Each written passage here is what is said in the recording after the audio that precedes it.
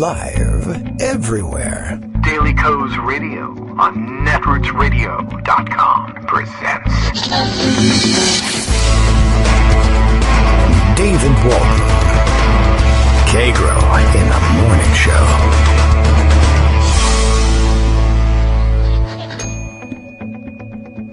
Now, here's David Waldman.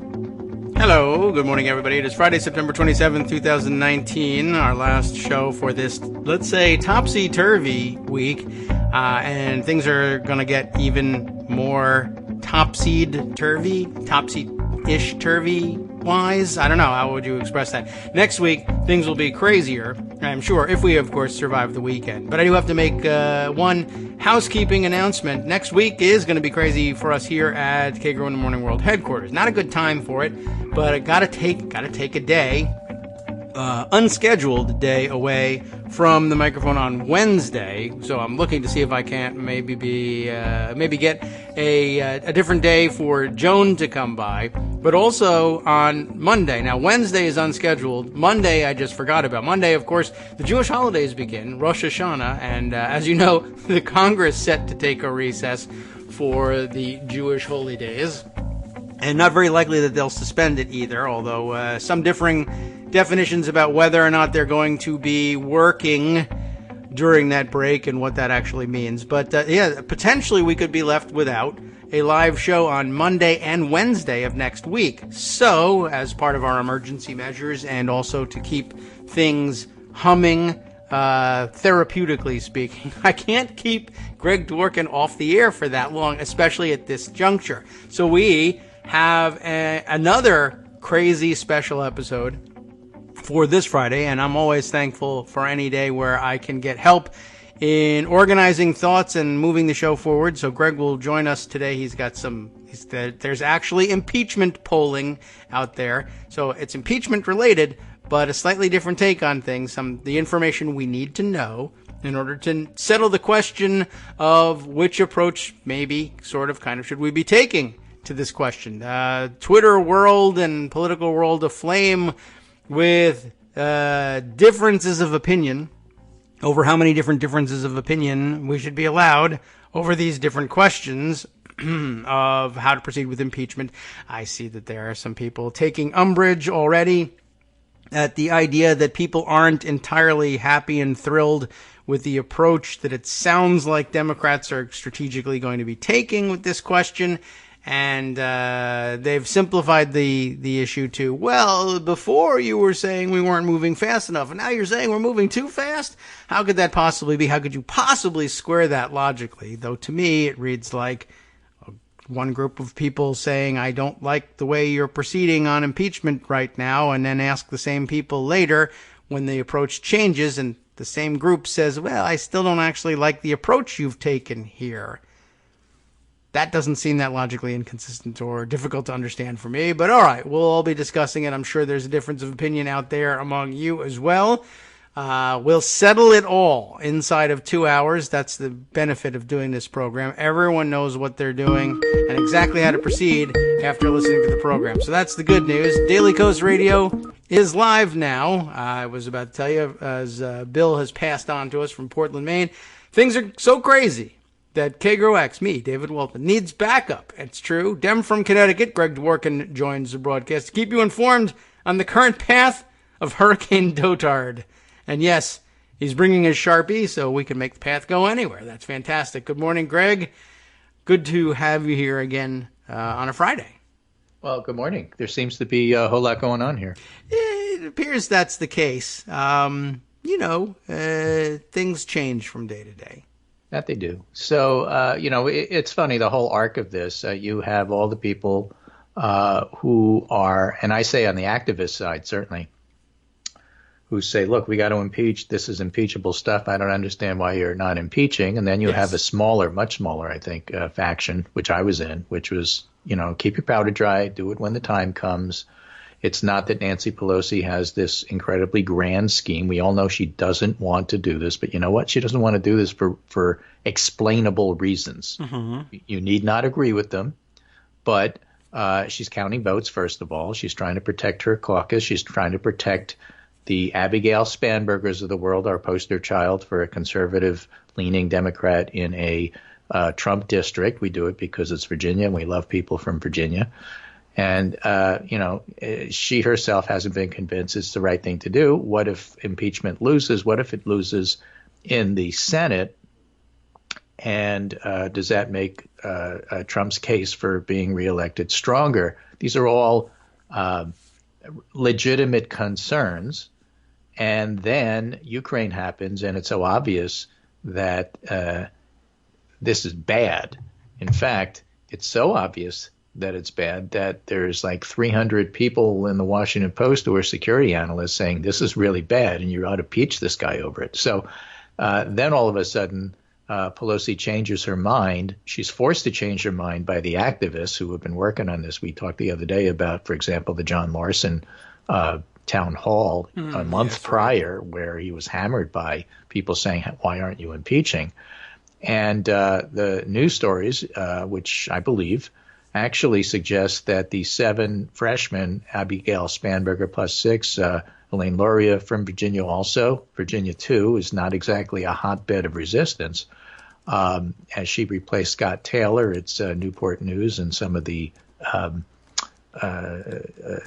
Navy, more conservative areas of Virginia. And, those folks get together, the security Democrats, and they decide among themselves we have to do something. They publish the op-ed, of course, tell Nancy Pelosi it's coming. So she didn't orchestrate that. But once it's obvious that that's the sentiment of the caucus, then she starts orchestrating the rollout where day by day, drip by drip, people come out. And now we're over 220 Democrats.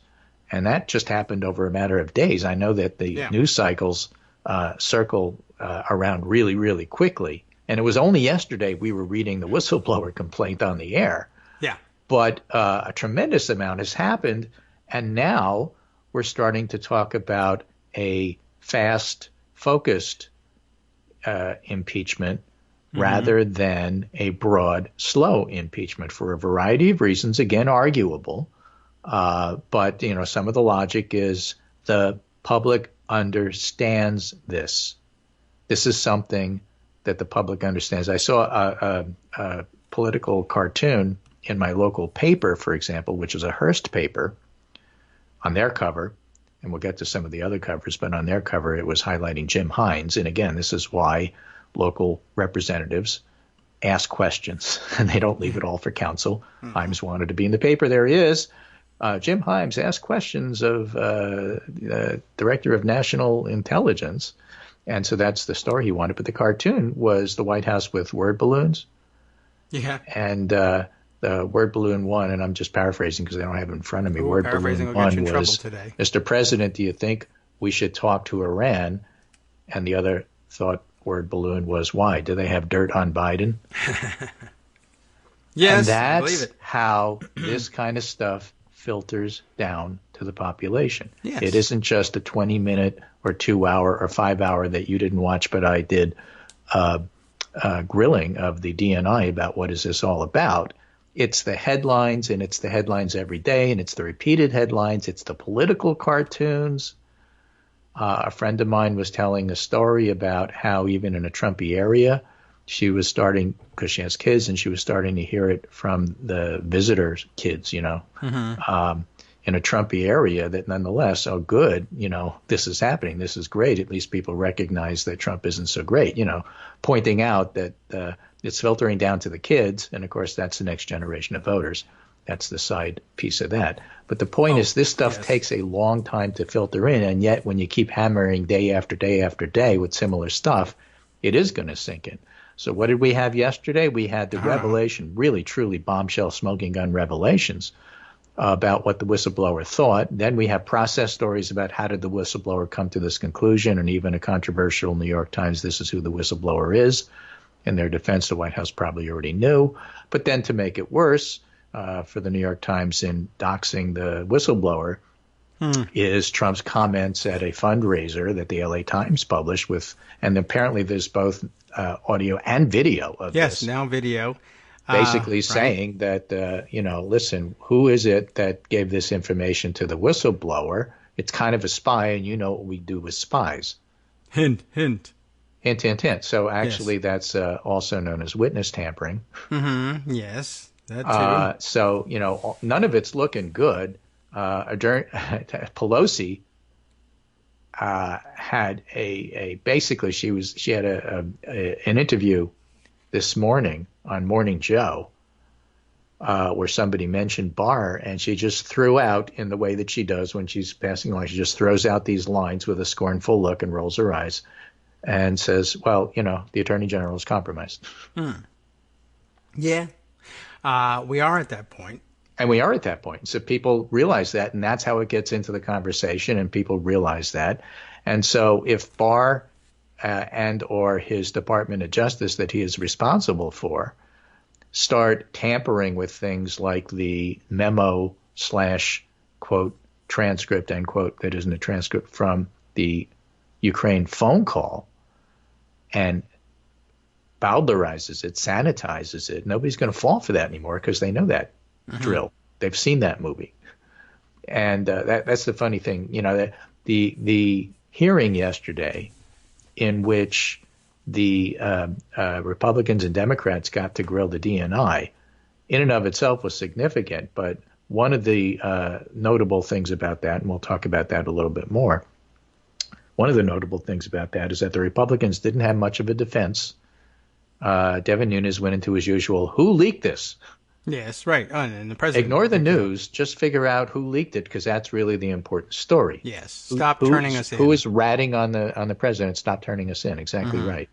So they didn't really. None of them had any defense of Trump. One of them said, one of the Republicans said, besides that, by the way, this is not a good thing. This phone call is not a good thing, Mr. President. That was on the House side. Yes. So all of this is happening, and the Democrats who pushed Nancy Pelosi to do this impeachment, remember, why don't you impeach? Why don't you impeach? Okay, we're going to impeach. Well, I don't like the way you're doing it. Yeah. But that's okay. We're Democrats. We do that. This does happen. It does happen, and I don't have any problem with that. You know, talk about the best way to do it. Is it fast? Should it be slow? Who would you like?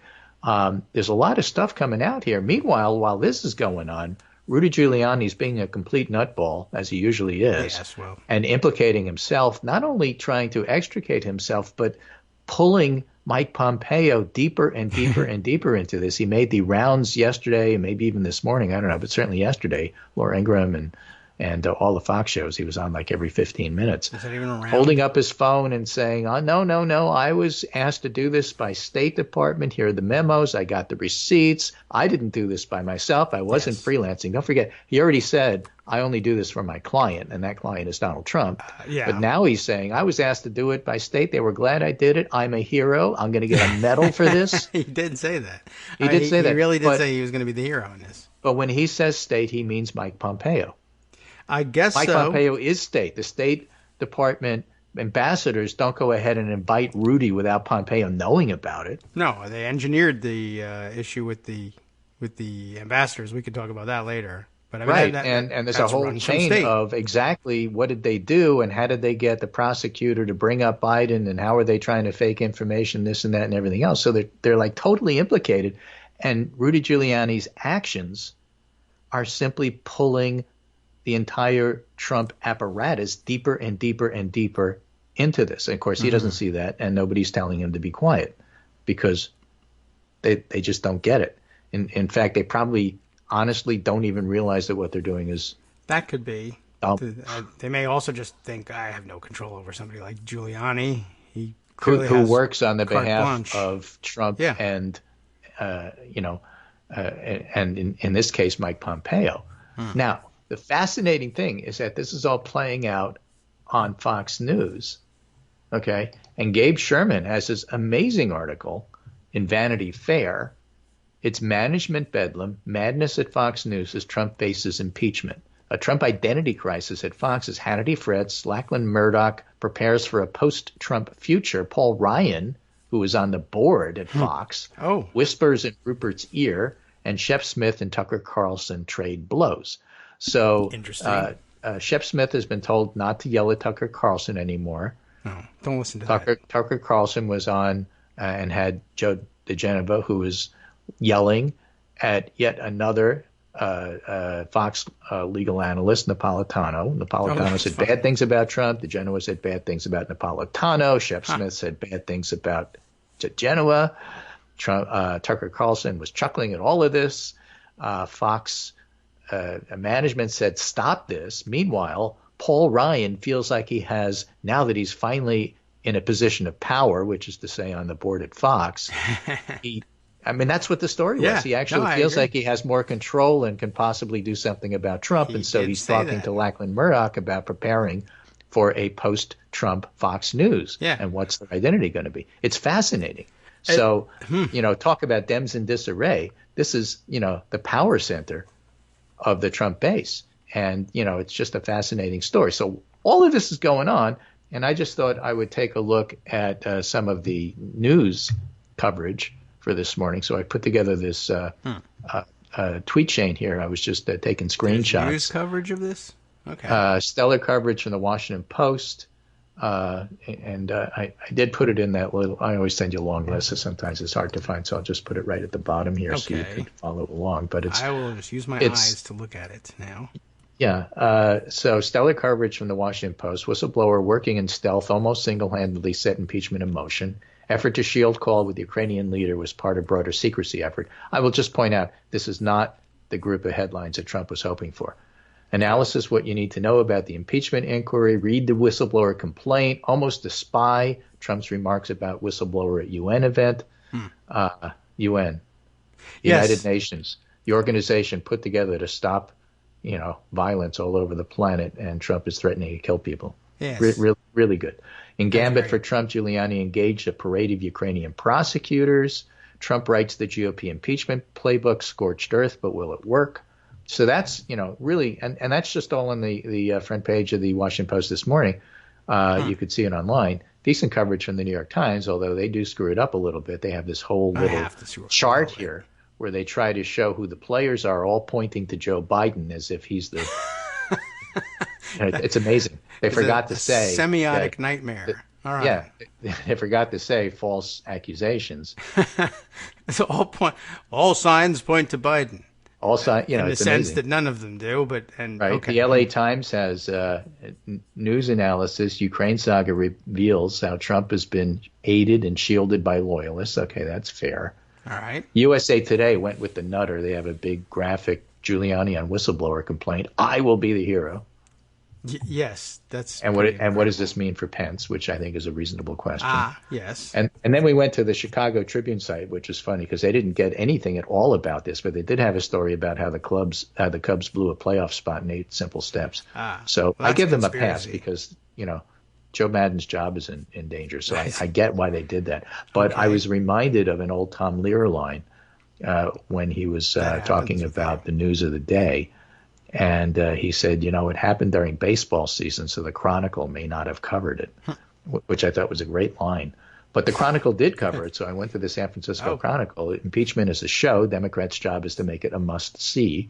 And so far, we're doing a good job of that. Yeah, it's been pretty good. Trump attacks whistleblower sources, alludes to punishment for spies. That's pretty, reality TV-ish. Sure. And then we go to the New York tabloids. Wow. Okay. The New York Post has this picture of a guy in a trench coat, but you can't see his face because it's blacked out by Central Intelligence Agency badge with sunglasses. And it says, who is the deep state whistleblower targeting Trump? It's the masked singer, Canary Sing, that kind of thing. And the Daily News has one of these two-face, half the face one, half the face the other, and half face one is Nixon.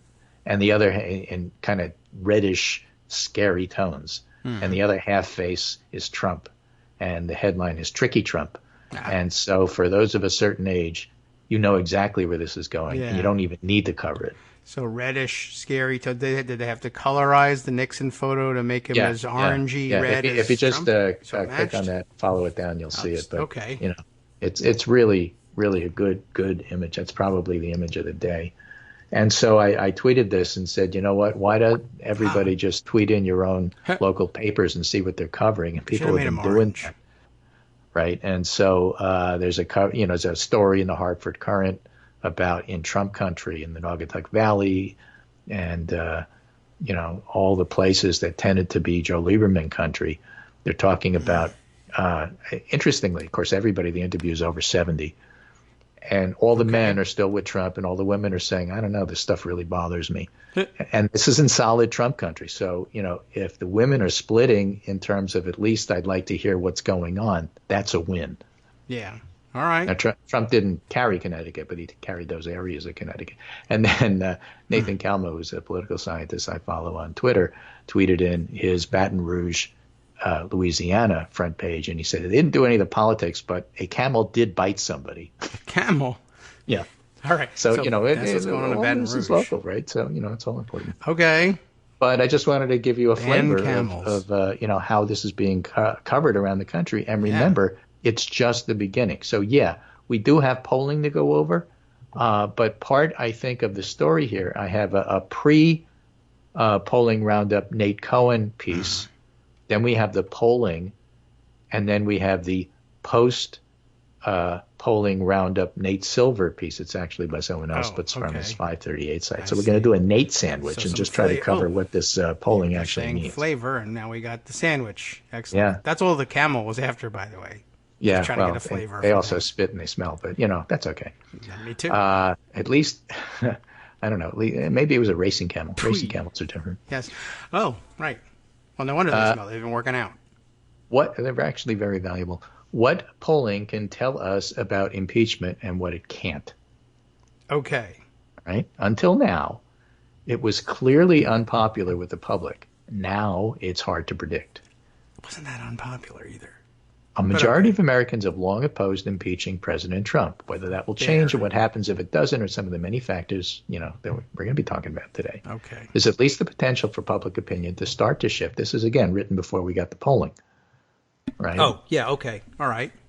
Until now, polls have shown Americans opposing impeachment by a fairly wide margin, 56 to 39, according to data collected by 538. Now, these polls were taken when the case for impeachment would have focused mainly on the Russia investigation and allegations of obstruction of justice, so they may not prove relevant to the new allegations about the president. But they represent the starting point for public opinion, and on paper, they would pose a substantial political risk for Democrats, if that polling stayed where it was. Whether that risk translates to actual damage depends in part on why so many voters have opposed impeachment and whether that might change. Now, remember the argument about the Affordable Care Act. A lot of people don't like it. Why? Because it didn't go far enough or because it went too far? Right. Those are completely different positions. Right. Okay. Well, it's unpopular. It's unpopular because people loved it and want more isn't the same thing as I hate it and you're a socialist. Mm-hmm. Right. I remember that. Okay. There's certainly upside for Democrats, Nate Cohen writes, at least from the low starting mark of 39, which is no longer the low mark. A substantial share, well, it's a low mark, but it's no longer where it is. A substantial share of opposition comes from self-identified Democrats, and it's reasonable to expect that many of these skeptics will come to their party's side over the coming weeks. Now, some of these voters may support impeachment on the merits, but have questioned whether Congress should pursue if it's unpopular or unlikely to result in Mr. Trump's removal from office. One of the poll answer people might have been Abigail Spanberger. She might have felt it wasn't right yet, and yet she changed her mind. Yeah. So that was the setup beforehand. And Nate is astutely pointing out that if you rally Democrats, you have a lot of room to go up, or as G. Elliott Morris put it, it's only been a couple of days that we've had the big revelations, including the transcript and the whistleblower. Transcript is always with an asterisk because it's not really a transcript. Yes. But the polling numbers, have a chance to go up on impeachment or stay the same. They're probably not going to go down. No, not likely. All right. So my conservative friend Brandon on Twitter, and we always this is part of the Romulan neutral zone for trading polling data. Everybody's on either side always says, here's what we got, and it's very, very cordial, has been since before the 2016 election. So Brandon tweets, here's an updated roundup of today's impeachment polling among voters nationally. Support oppose. YouGov, support 50, oppose 43. Harris X, that's Scott Rasmussen's news shop. Support 44, oppose 41. Marist, who's polling for NPR, support 49, oppose 48. And Morning Consult, 43-43. Bottom line, Brandon writes, the narrative around impeachment and that it's unpopular, no longer accurate. There we go.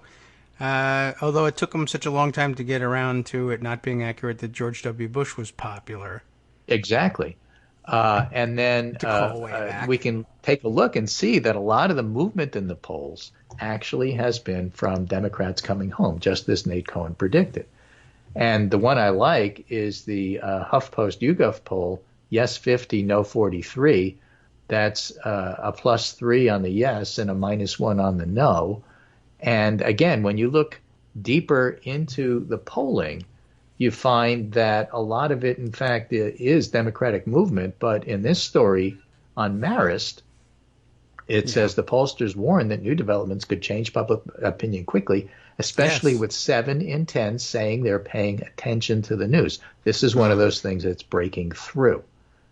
Lee Miringoff, who does Marist, says Democrats in the House have work to do of the usefulness of the case. And again, that's one of the reasons why Pelosi's talking about narrowcasting and trying to talk about this in a way that people understand. And when I read to you that article, that cartoon about if you have dirt on Biden, of course, I'm going to be talking to Iran. This is something people understand and you can explain it. Yeah. Well, all right. Independents still need to be convinced. That's my final point before the break. Well, that's another part of the discussion is that the Democrats do have work to do, and they are talking about taking a break from doing the work. So that's a bit of a head scratcher, but I think they can work it out. Nancy Pelosi apparently this morning did say on TV, by the way, I think Russia has a hand in this. So, Hi, everybody. It's me, David. Let's change things up from the old fundraising pitch for just a minute and talk instead about how you can be a part of our show. If you've got a smartphone or any other electronic recording device, why not sit down and record a segment for us? Read us an important article and give us your take. Or read one of your own original essays, or even just give us your commentary on something you'd like to share that's important to you.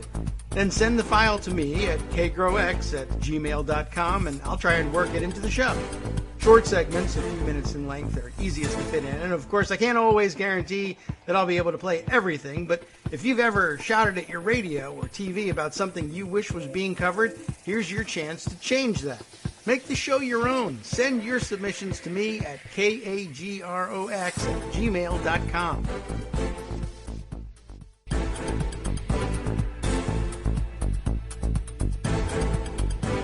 Welcome back now to the Kagro in the Morning Show here on Netroots Radio. So we just jumped out on the note. So I grabbed it from Kyle Griffin, who tells us everything that's going on television. It happened on Morning Joe. All I've got is the one line, in case you were intrigued and waiting for more. You waited 2 minutes for nothing. All I've got is Nancy Pelosi on Trump, Ukraine. And the quote is, by the way, I think Russia has a hand in this, by the way. It says, by the way, twice, which lets you know how much, by the way, she thinks that is. I don't really know. I was just using a verbal crutch there, but she's got.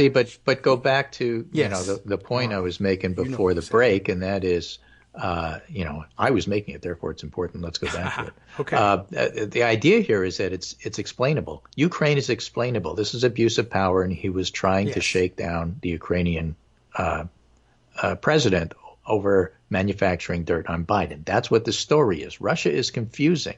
Russia happened when Trump was a candidate. Ukraine happened when Trump was president. Russia happened with, because of all the plausible deniability, Trump being the recipient of all this information. Ukraine happened with Trump going out and trying to get the information. Yeah. Russia happened with the 2016 campaign, which is in the rearview mirror. And Russia happened with 2016, and Ukraine is about 2020, which is right ahead of us.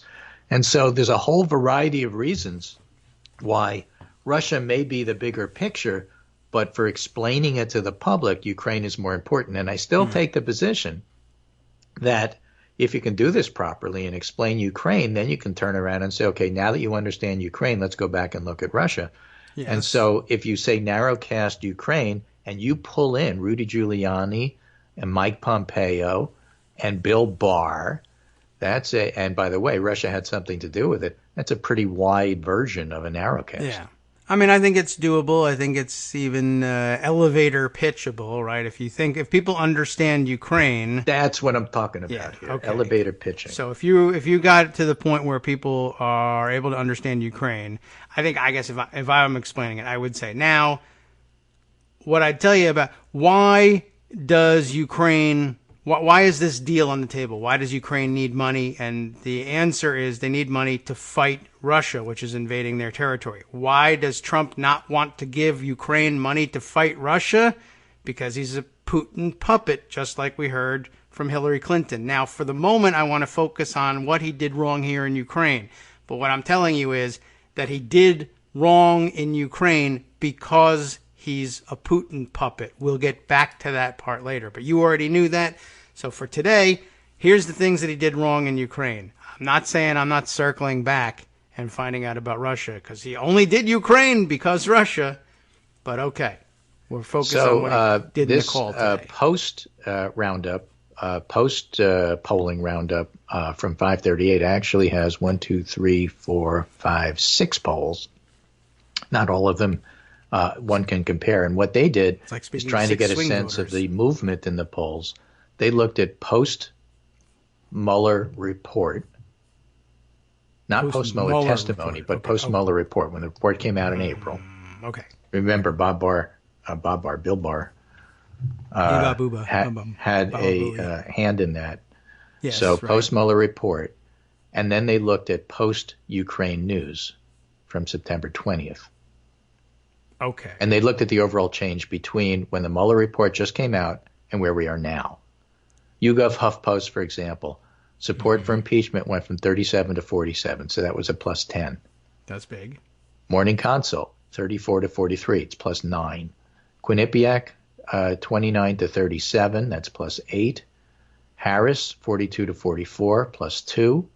Ipsos Reuters, 40 to 39, minus 1. And SurveyMonkey, post-Ukraine news, 45. They didn't have anything to compare it to. But the average is still below 50. Okay. Even though there's been movement. So the point is, there's been movement. That's probably collecting the Democrats. There's more upside to go. But you're still not at majority, on the average, if you want to average them all. If you're looking at the aggregate, we're not at majority sentiment. And so they go on in their analysis. First, although support for impeaching the president is shy of a majority, polling suggested a majority of Americans do disapprove of Trump's actions. A YouGov Economist poll released Wednesday found that 52% of Americans said it's inappropriate for the president to request a foreign government to open an investigation into a potential political opponent. And 22 said it was appropriate, and 26 said, I have no idea what you're talking about. Well, that's a problem. Well, but they're reachable. But they always do this. Okay. But even if they split, that brings you into the 60s. And in the same poll, 62% of Americans said it's inappropriate for the president to threaten withholding foreign aid to a country if it refuses to take an action which personally benefits the president. Okay, only 14% are Rudy Giuliani and said it was appropriate, and 24% were not sure. Okay, but just because a majority disapproves of the president doesn't mean a majority supports impeaching him. And we were talking about impeachment. So support for impeachment could remain low, but it also could be different. We don't know yet. And there's not only evidence to suggest support for impeachment could increase. So the 5 polls from which we do have data, one is from a high-quality telephone pollster, Quinnipiac. And their latest poll shows a 5 percentage point increase in support for impeachment overall and a 12 percentage point increase among Democrats. Now, keep in mind, the poll went into the field September 19th, a full day before the Wall Street Journal first broke the story of Trump's call with Zelensky, and only stayed in the field through Monday, the day before House Speaker Nancy Pelosi announced the impeachment inquiry. So there's more room to move. Americans may still be digesting the flurry of news and deciding how they feel about it. Now, part of the thing here is that, of course, it depends upon how you ask the question, but it also depends upon understanding what an impeachment process is. Oh, no. Impeachment doesn't mean removal. If Americans are saying this bothers me. I want to find out more. An impeachment process is a fact-finding thing on television every single day that helps to tell you what the facts are. So referring back to my Naugatuck Valley Trump country voters, especially the women, the smart group, where they say, this bothers me, I'd like to find out more. Impeachment, which is a process that the House does in order to fact find in public, transparently, is a way to educate the public about what the facts are. Yes. So we got a long way to go, but the fact that it would move at all is actually pretty cool. Yeah, I'll take it. Not surprising. It would be surprising if it went the other way. There was that one poll. Yeah, well, I mean, but if you don't have enough information, you do that. And, of course, the online polls never change. Oh, yes, true. Okay, I get you. I mean, they just don't move. Donald Trump's job approval has been between 43 and 44 in the civics poll online, like for months, for a year and a half. You can draw it with a ruler. It goes up to 44, goes down to 43. I think one time it actually hit 42 for a day, then goes back up to 44. It's not changing. People are really set in stone about how they feel about him, but online anyway. In a bad way, in terms of his being underwater, more people dislike than like, and this is breaking through, and it'll be fascinating to see how the feuding with themselves Fox people cover this. I just get the feeling that the news side of it, which is really ticked off at the opinion side of this, are going to actually be pretty good with coverage. And what the opinion side of it is having Rudy on all the time. And by the way, I should stage whisper this. That's not good for Trump. Yeah. Right. He's I don't know what the strategy is. Although he's been pulled from TV by Trump before. Yes. Why not now? So I guess Trump may believe in this strategy, which is, I guess, is good news for us, except maybe bad for the world because, nuclear weapons and all. But right. Now, people are going to write dumb things about impeachment as if they know what's going on, and smart things about impeachment as if they know what's going on. And we really don't. There's a whole lot more to figure out. But let's just talk a minute about the hearing yesterday. Far more interesting than the Lewandowski hearing. Far more riveting. And thank God shorter. So it was a half a morning because in the afternoon, the Inspector General and the DNI, I think, Director of National Intelligence, each went before the intelligence committees in the Congress, but behind closed doors. Okay. After the DNI, basically, the first part of the hearing was the DNI being hammered by the Democrats while the Republicans basically didn't do much of anything. They really didn't. They didn't try to slow it down. I was so surprised. I thought at first that, Devin Nunes as a ranking member was going to say, we're not entitled to sit here. And I moved that we close the hearing and, delay it for 25 minutes. And he didn't do that. And I really wanted Adam Schiff to just stand up and say, order, and just shut him down. But that didn't happen. Didn't need to. The only thing he did was complain about leaks. I don't care what the news is. Who told you? Right, yeah. Right? But yeah, that's their spin. The first half of the hearing and the end of the hearing and most of the middle of the hearing was simply this. So a lot of we recognize your service. We understand that, you're a Navy SEAL and that you gave a lot for this country and that you're kind of in a tough spot because you're not a political person. You're totally apolitical. You were thrust into this job when all of a sudden, out of nowhere, Dan Coates and his deputy got out of Dodge. Yeah, same day. And looked at you like in the old Blazing Saddle movies and said, son, you're on your own. And here you are, and you know nothing about it, and this thing drops in your lap. What the hell did you do? What was your thinking? You got this whistleblower complaint that we ourselves are only seeing 10 minutes before the hearing starts. And we're not going to focus a whole lot on that because the hearing was set up to try to figure out how come we didn't get this whistleblower complaint sent to Congress. That was the whole point of the hearing. And so that's what we have everything set up for. And then you drop this in our laps 10 minutes beforehand. So we're going to do a little bit of that. But mostly, how is it that the whistleblower, according to the whistleblower law, is supposed to have this thing come over to us and you didn't send it to us? Yes, big question. And he tries to explain. And, I do. it looks like they're being rough on him. They're not. They keep saying, we understand that you were in a tough position and you had to make a decision. But why didn't you send it to us? And he basically says, look, I followed protocol. Well, no. The law says I'm supposed to turn this over to you. But the law also says that there's a thing called executive privilege that involved the president, and you can't just throw stuff out there. So I didn't know what to do.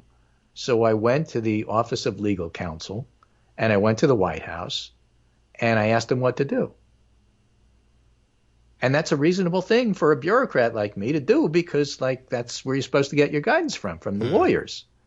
And the Democrats said, but, sir, in the whistleblower complaint that we now have in front of us that we didn't have before, the complaint is about the White House. The complaint is about Bill Barr. The complaint is about the lawyers. Yes, that's a problem. Right? We are trying to protect the hen house. It's a complaint about the fox. You go to the fox and say, what should I do? You see the problem here? Yeah. And he basically said, no, I don't. It's according to protocol. And that's why he was getting hammered. And Adam Schiff at the end of the hearing, a very interesting exchange when he got his "I'm the chair, I get to go last" statement and questions, was just trying to get him, don't you understand the problem here? And he was like, no, I don't.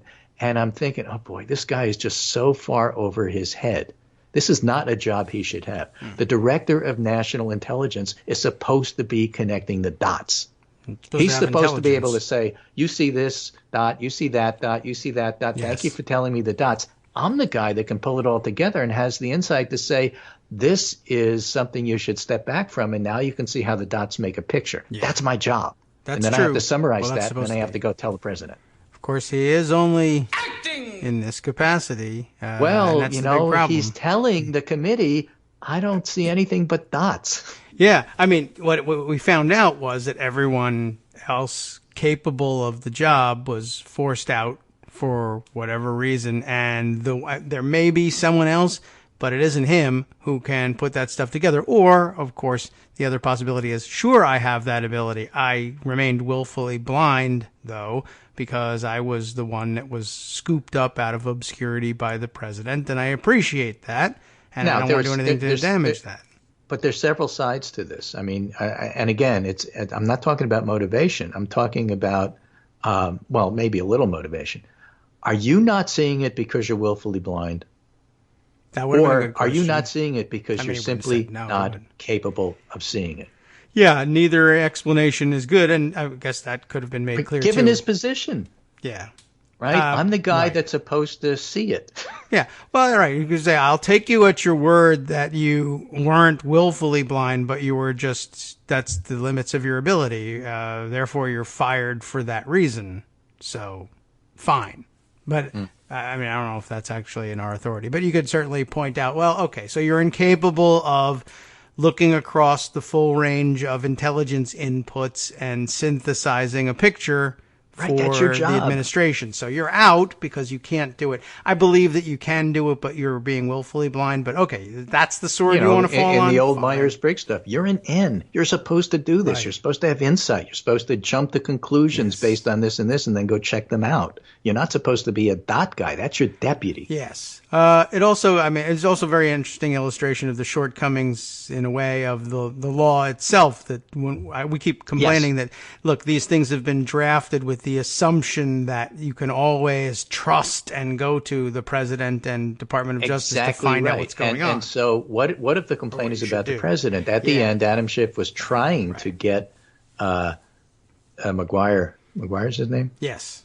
To see what the problem is here.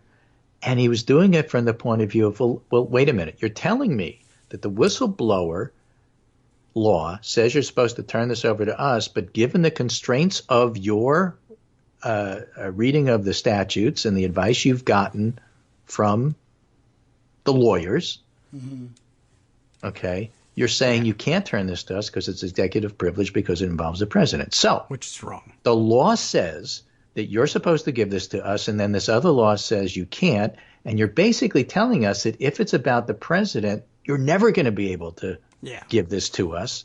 So what's wrong with this law? What do we need to change? We're the committee that writes these laws. Yes. Help us. Ooh, a What is it legitimate legislative supposed? purpose. What are we supposed to do to fix this so that if such a thing happens again, we can craft legislation? That's where Schiffer was going with this, whether he said so or not, and whether he meant to or not. Okay, McGuire, well, the that's DNI, helpful. was saying, I don't understand your question. And it was so well, duh. frustrating watching Schiff trying to get him to understand what the issue is here. Well, He didn't. He never succeeded. They had to end the hearing. That's too bad. However, I mean, it does leave it out here this way. We were at this point not that long ago, actually, I guess, on the Trump tax return questions with Ways and Means, where the committee or the government, the Trump government's response to the subpoenas and the request for the returns was, you have no legitimate legislative purpose in asking for these. And Ways and Means was trying to tell everybody, well, we need to know whether or not we need to tinker with the law under which presidents are automatically audited by the IRS. For some reason, people didn't buy that. I don't really know why. But here, I guess you can now point to it. You can't refuse any of our subpoenas now. One, because we're on an impeachment footing, and two, because here's our legitimate legislative purpose. This law apparently confuses morons, and we need work on it. I need a chance to clarify this in case we ever get a moron acting DNI again. A couple of years ago, there was a complaint, a frustrated complaint because the New England Patriots, a very good football team, was winning, and yet they were accused of filming some of their competitors' practices. Yes. And I don't know if you recall balls that. And stealing signals and all those things. Yeah, all that sort of things. But we're going to have a whatever. narrow, limited inquiry based on So the you go to the Patriots and you say, I'm really unhappy with this. It looks like this isn't the way things are supposed to work. What are you going to do about it? And the answer is, what are you going to do about what? Yeah. What are you talking about? No. This thing where you're being accused of stealing signals or whatever. I don't see a problem. What do you want us to do? There's nothing here. Yeah, this is not a problem. P.S. Move Maybe it to we should another ask somebody server. other than you as to whether or not this is Yeah. a problem. No, just ask us. Right. We'll tell you. There's nothing here. Right. And as an aside, tell the IT guy to put this on the Yeah, erase exactly. files forever Yeah. server. Yeah, burn those cameras. Right. Bleach the hard drives. Yeah. So, okay. I mean, and so the frustration is you have one side, and I was having a very both pleasant, sides, truly always. pleasant, not snark, discussion with Quinn Hillier, who's an ex-GOP aide and now a columnist for the Washington Examiner, and he's saying, I don't understand why they were beating up on McGuire, who is a national service kind of guy, honor, integrity, and all that stuff. And I said, part of the problem might be when you have an honor integrity guy at a lower level position, and then he's elevated, but is still a lower level kind of guy, and he's dealing with crooks and thieves. He doesn't see it because you don't expect everybody else to be that could dishonorable and thieves, and so you don't even recognize it when you see it. You put that guy in with a bunch of con men and card sharks, Right. and say, let's play a fair game of poker. I don't understand why I'm losing. Yeah. But I don't know. I mean, I guess that's a good entree and that's into that's the convincing best them possible spin I could put on it. for them. Yeah. Okay, let's assume he is honorable. He's never going to recognize dishonor. It's not in his nature. He's a Navy SEAL. Okay, fine. There's a problem with it in that if he's a by the book guy, here's the book. And Why the didn't book you go says by I'm it? supposed to do this. I did this. Why are you yelling at me? Yeah, but it I doesn't say followed the that. chain of command exactly the way I'm supposed to. I do not understand why you're upset with me. Yeah, I guess the reason we're upset is Because you made the wrong call. Well, not only did you make the wrong call, you didn't follow somebody in your position protocol. is supposed to be the person who can see beyond the book and see why it's a problem. There's nothing in the book, though, that says check with DOJ and the White House. The book says, the Inspector General says, it's go time, go. Well, and That's then what the book says. Well, he makes this claim. This is the interesting part, which we skipped over before. Is he says, well, there's this problem with executive privilege. Yeah, well, let me ask you if you can figure this one out. Whose privilege is it to invoke this executive privilege? Well, that would be the White House, and that's why I went to them. Yeah, but here's the thing is you made this decision to shunt this to the White House based on your concern about executive privilege, but that's not your thing. It's not in your book, executive privilege. You don't deal with that. But again, to put it into focus, there was another part of the hearing which was also just fascinating, going back to my connect the dots kind of thing. Adam Schiff, I think, was the one who was trying to get the DNI, and if it wasn't him, it was somebody else on the Democratic side. There's an accusation that the president on this phone call was trying to change how the 2020 election might turn out. Yes. Is that not part of your focus, is DNI? Well, I'm not sure. Yeah, What? I don't know. What do you mean you're not sure?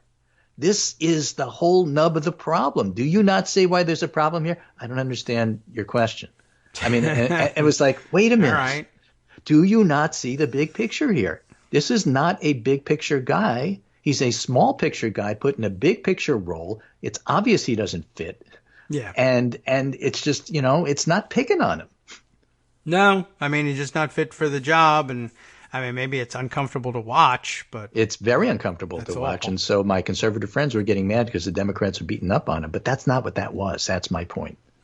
Okay. Well, what can you do? The guy got called up to the big leagues and he wasn't ready. Well, because you fired your team.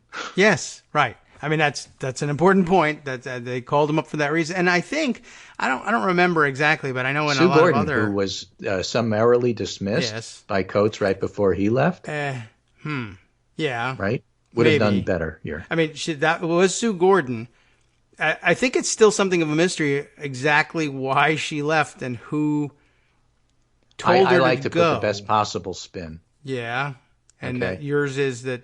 Coates saved her. Yeah, I mean, I think that may be because she would have been true. out there answering this, and that would have been really bad for her. Yeah, or else she would have done it right, and then she would have been fired, and that Either would have way, been okay I too, mean, though. he whether good or evil, he spared her from this position and spared himself. She's playing golf or whatever it is she does, and not there. So that's good news. That's for her. the best possible spin I could think of in that setting. The worst possible spin is Coates was trying to protect the president while getting out of Dodge. Yeah. So it was a win-win. He protected his butt, and then he also did a little bit of president protection, so like nobody could yell at him. Could be. Yeah. Well, there was a lot of misunderstanding going on, and a lot of invocation of executive privilege that was improper. That you get. I get the sense since this guy McGuire didn't have any answers for anything else and didn't appear capable of analyzing anything beyond. All I know is I was supposed to eat my lunch in this office and get this paycheck, sir. Sorry, I don't know what I was supposed to do the rest of the time. But now he's making like nuanced calls on executive privilege and who gets to invoke it and when. And I think that somebody handed him a paper on that one and said, just say executive privilege. That sounds official. And chances are in 5-minute increments, no one's going to get around to asking this question. That's where they were missing staff counsel questioning time again yesterday. I think that staff counsel would have said, I understand privilege and I want to talk about that because you're wrong on that. I mean, that might have just made more Republicans think he was getting beaten up, but they needed to spend time on that. Right. Didn't Anyway, so that's my synthesis, big picture, trying to connect the dots. Oh, of, you want a what's going job? on. No, I don't want that job. Oh. Thank you very much. Right. I'll stick to tweeting. Thank you. Okay. But boy, this is worse than Watergate. Cool. I mean, minus the whole disaster for the country. People always say that in like joking. No, this is actually really worse than Watergate. Yes, it is. Unfortunately, the line has been overused incorrectly, but I think that was by design. They hoped to weaken that accusation for the point at which it would really be valid, probably against the next Republican president, and voila, here it is. So Monday's off, but I'll be back Yes. Tuesday. Yeah, we'll do another So special edition. I'll be back Tuesday and Thursday of next week.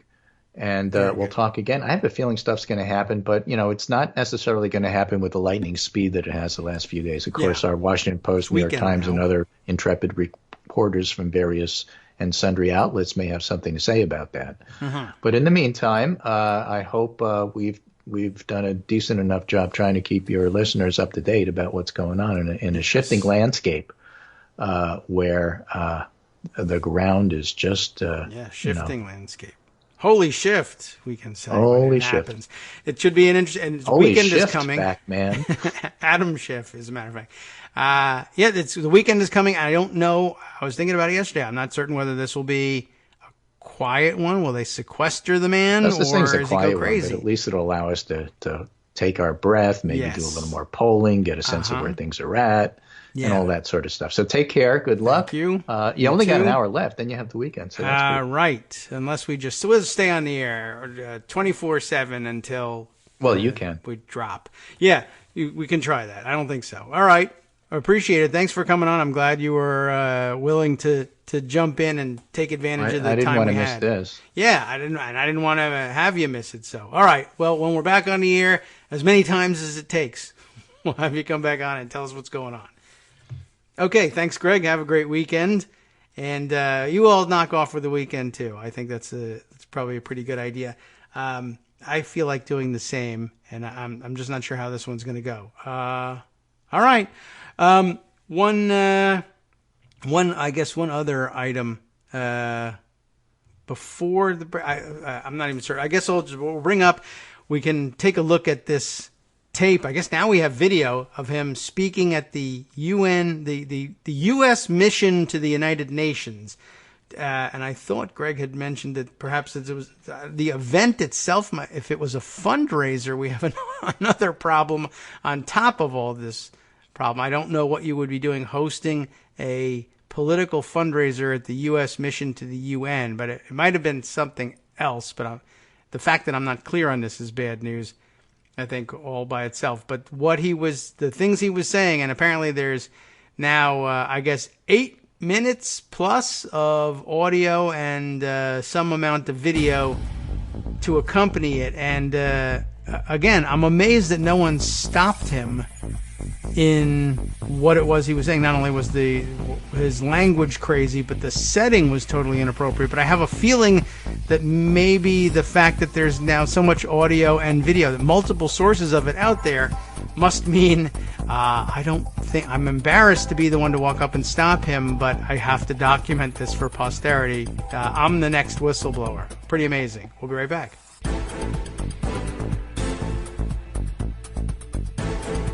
Welcome back now to the Kagro in the Morning Show here on Roots Radio. Where do we turn at this point? Let's see. I guess we can at least recap that the president is awake and rage tweeting this morning. I didn't take a look at reporting critically on what he's been saying, but I did see that one of the things that Greg passed on was some screen caps of his bizarre rantings this morning, and it's the sort of thing that I think you need to run through a translation machine of some sort to figure out what he's exactly what he's angry about. It had the first round of anger tweets is bizarre, and I'm literally not certain what he's talking about. The one that caught my attention is the one that goes, to show you how dishonest the lamestream media is, I used the word little, Liddle-E, and then there's an apostrophe here afterwards. Liddle-E apostrophe.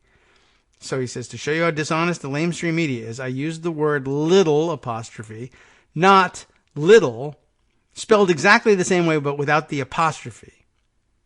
So I used the word little apostrophe, not little minus apostrophe, in describing, D-I-S-C-R-I-B-I-N-G, a misspelling of the word describing, which is, of course, spelled D-E-S-C. And I all of these annotations take me off the train of thought, except this train of thought was a train wreck to begin with. You've probably read it for yourself. Am I wasting my time? To show you how dishonest the lamestream media is, I used the word little apostrophe, not little, no apostrophe, in describing corrupt Congressman little apostrophe Adam Schiff. Now, so he calls him little Adam Schiff, right? Little, of course, the word little is spelled Little. And sometimes in popular culture, people purposefully misspell little to reflect the way it's sometimes pronounced. Like sometimes we'll say lil, like L-I-L, and they'll write that L-I-L apostrophe because the apostrophe is put in there to show that you're dropping something off at the end. So lil, even though really honestly the apostrophe probably belongs between the I and the L. But okay, Lil Adam Schiff, meaning little, which is spelled L-I-T-T-L-E, not with D's. And then there's the apostrophe, right? So to show you how dishonest lamestream media is, I use the word little apostrophe, not little no apostrophe, in describing corrupt Congressman little apostrophe Adam Schiff. Low ratings CNN purposefully took the hyphen out and said I spelled the word little wrong. A small but never-ending situation with CNN. So if I understand it here, the accusation is he's angry because CNN accused him of misspelling the word little by spelling it with D's instead of T's. But if we had left the apostrophe in, that would have been a signal to CNN that I was using like poetic license to indicate with the apostrophe that I knew that certain letters had been dropped, but this was the colloquial pronunciation. But an apostrophe won't help you in changing over from L-I-T-T-L-E to L-I-D-D-L-E, nor will telling everybody that that was actually a hyphen and not an apostrophe help you very much. And you're only compounding things as you misspell the word describing in the middle of all this. I just don't have the words to describe the diminished mental capacity of the man, or he never had any mental capacity to begin with. It's certainly diminished from what it was, but he's too, I don't know what to tell you. I mean, he's too stupid to be president of the United States, but that doesn't tell you anything. He's too stupid to be allowed to do anything. Very few jobs for which he'd be qualified.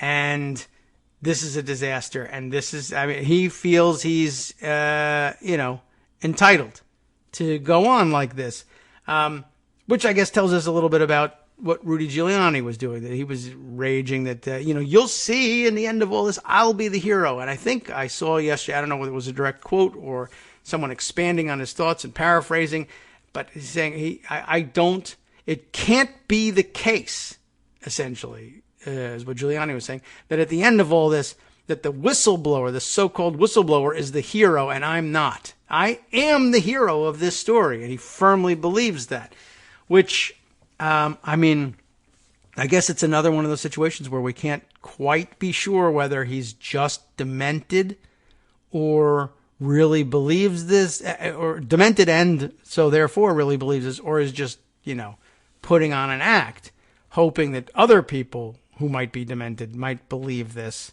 instead. It's very difficult to tell, but it seems like it's an administration-wide spin and an administration-wide plan for people to believe that the people inside the administration believe this. Did I retweet this thing or not? I can't remember what I did with it when I saw that. Maybe I pocketed it. Did I either pocketed it or I opened it up in a separate window? But yes, here it is. Eric Kleefield, our Twitter pal Eric Kleefield, tweeting out a segment from this morning's Fox News. No, this must have been yesterday afternoon's Fox News, according to the little time box in the picture here. But what we've got is Jay Sekulow, who looks remarkably like the lawyer guy from The Simpsons. Everyone has pointed that out. Jay Sekulow from Trump's legal team. The quote here is, "I don't even like calling this individual a whistleblower. This individual that decided to spy on the president's conversation based on hearsay information," which of course means that they didn't spy on the president's conversation, "that's a better way of saying it." We're also seeing Leaker via Fred Flights, whose the name I don't actually recognize, but I believe that this is the case. And of course, we have yesterday the president. I mean, should we play that audio? There's an awful lot of it out there. And I don't know. I mean, I guess you can't really copyright that per se. But maybe we'll go to a transcript of it. We got the Washington Post version and the New York Times version. So pick your poison, I suppose.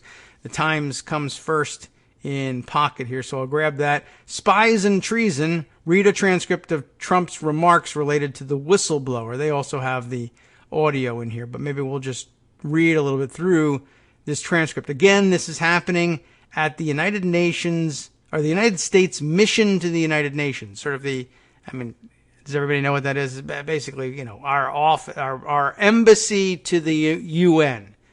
What we call it is the mission to the United Nations. The office, it's a diplomatic office, I guess, run by the State Department. And I guess the office out of which the U.S. representative to the United Nations would be working. I don't even really remember who we have in that position now, if we have anybody at all besides someone working in an acting capacity. But it used to be Nikki Haley. That would be her office. So there is where he's delivering these remarks, which means it's a government office, an entirely inappropriate setting for what's going on here. The Times describes things by saying he addressed a crowd from the United States mission to the United Nations. Is that the crowd is the office workers in the mission, but the remarks were delivered elsewhere? Or he addressed a crowd of various types of people and the setting in which the president delivered the remarks is, in fact, the mission office. I can't quite tell what's going on here, and I don't recognize from the video. I don't think I would recognize visually whether he is in the mission offices or not. But now we have to clarify this stuff because it matters. So Trump discussed a range of topics, including a whistleblower complaint against him. It's and you know what it was about. The following is a partial transcript of Mr. Trump's remarks that was shared with the New York Times. Portions related to the whistleblower in Ukraine matter are in bold. That won't matter too much. But let's see. Once again, he goes with the claim that, and this is always going to be hard to defend, the claim that his call with the Ukrainian president was perfect, which is not even a label that I think you can hang on something. How is a phone call perfect? It connected. We heard each other. But he, I guess, says he was trying to say is he handled it perfectly, which he didn't. He actually should, go to prison for it. Anyway, this is interesting. So the same letter that we announced yesterday, which was perfect, I guess he means here, this is the memo purporting to be a transcript of the call. I couldn't have written it better if I wrote it myself, which I suspect you did. And, that is to say, it wouldn't have been written any better if I had written it myself, which is, I did write it, which is why it was so poorly written. The guy can't spell describing or little for that matter, and thinks an apostrophe is a hyphen. So you weren't going to get a good product out of this. But he says it's perfect. I could not have said or had a better conversation. Duh. And we had a really nice gentleman in the president of Ukraine yesterday, which again is a syntactical mess. And he was great. They said, was he pressured by you?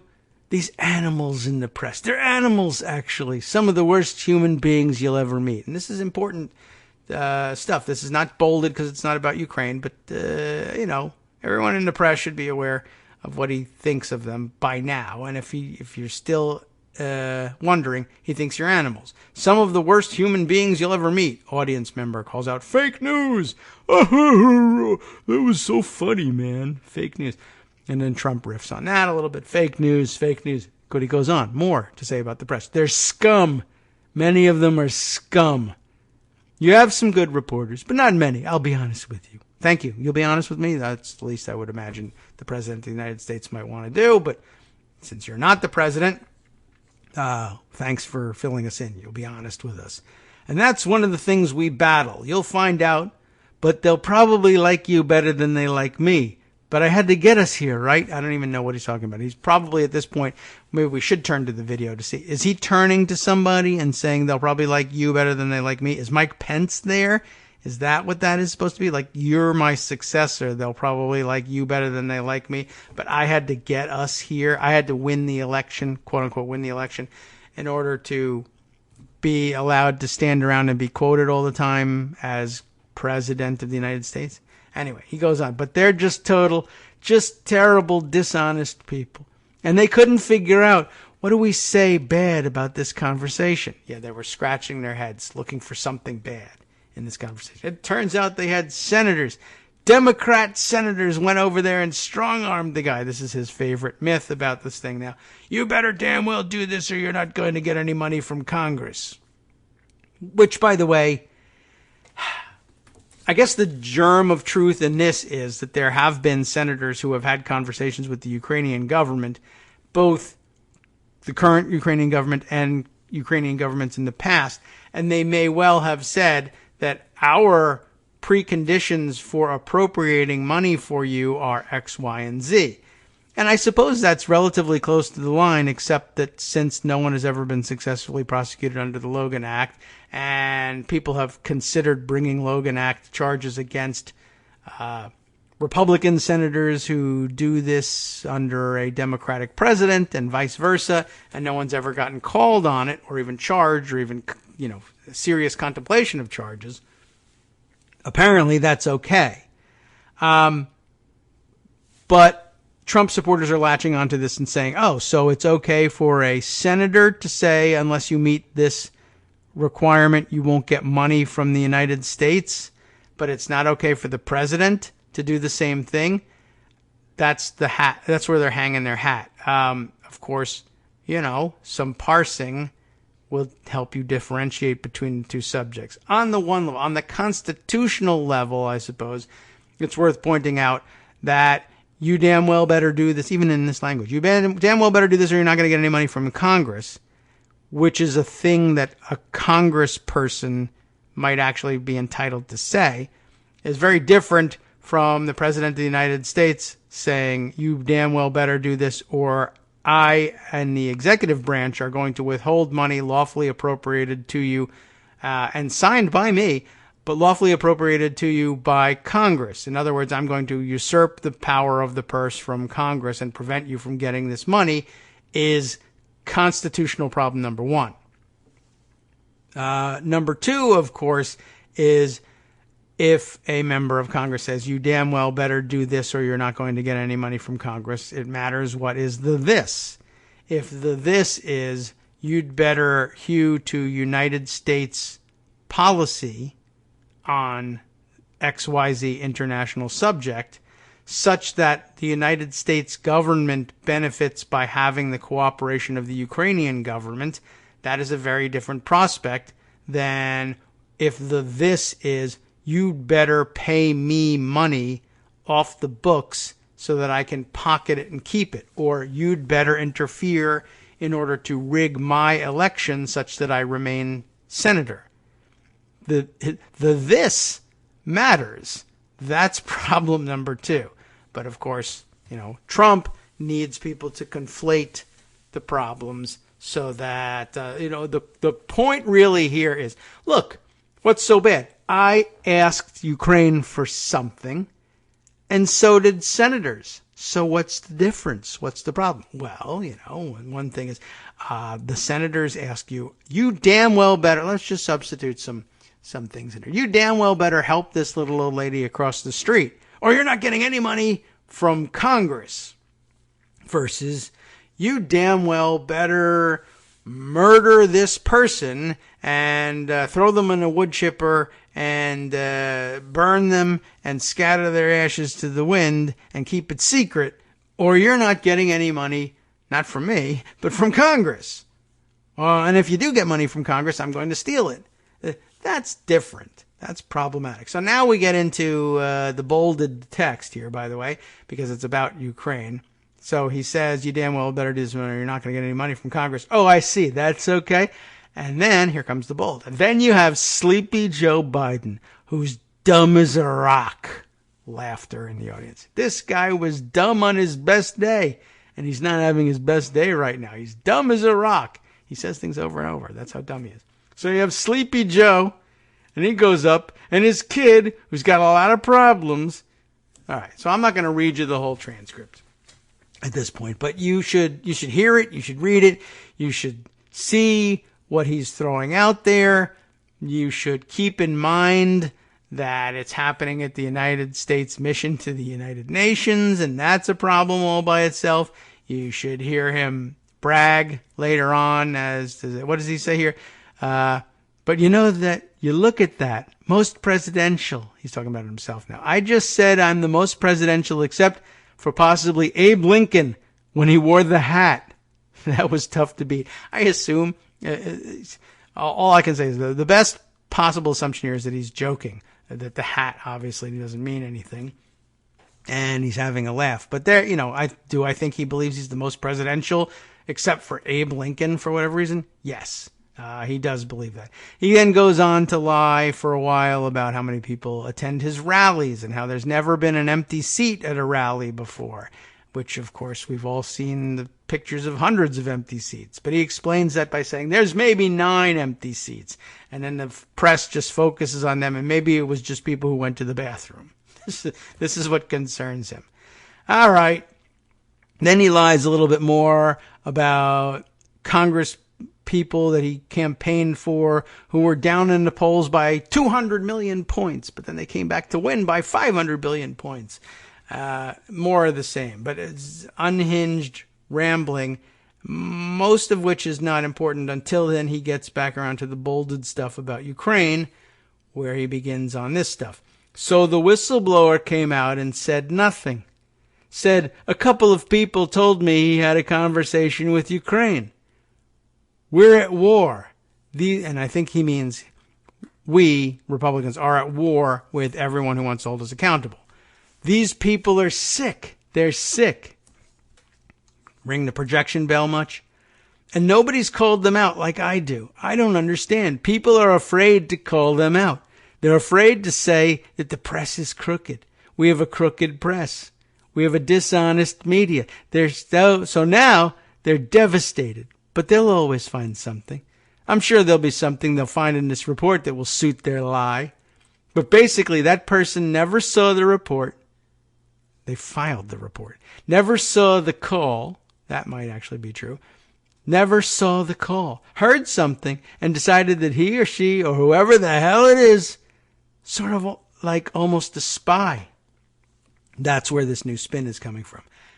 I want to know who's the person that gave the whistleblower the information, because that's close to a spy.